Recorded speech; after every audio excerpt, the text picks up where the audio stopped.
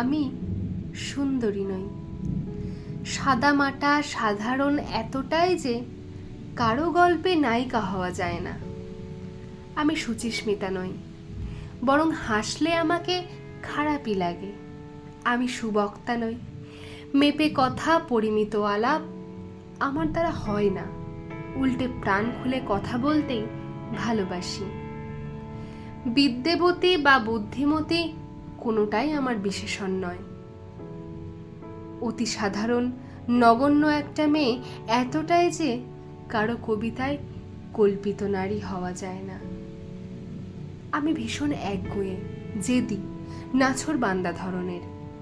বারণ শুনি কিন্তু অকারণে বারণ মানি না। অন্যায়ের সাথে আপোষ করতে পারি না কোনোদিন।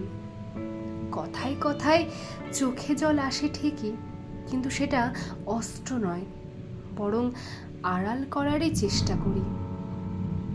আমি ভীষণ রকম ভঙ্গুর, কিন্তু টের পেতে দিই না পাছে আঘাতকারীর অনুকম্পা হয়। আমি আদতে অচল আজকের দুনিয়ায়। সবাই যখন ভীষণভাবে আধুনিক, আমি তখন পুরনো দিনে বাঁচি।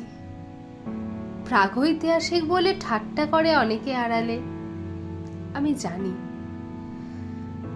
তবু নিজেকে বদলাতে ইচ্ছা করে না।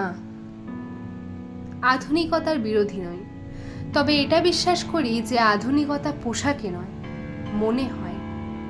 আমি ঈশ্বরে বিশ্বাসী, কিন্তু কুসংস্কারে নয়। আমি মনে করি কাউকে দেওয়া শ্রেষ্ঠ উপহার হলো সময়, যা ক্রয় করা যায় না। আমি প্রার্থনায় বিশ্বাসী, কিন্তু ভণ্ডামিতে নয়। লোক দেখানো লৌকিকতা আমার আসে না। যেটুকু মন থেকে আসে সেটুকুই করি।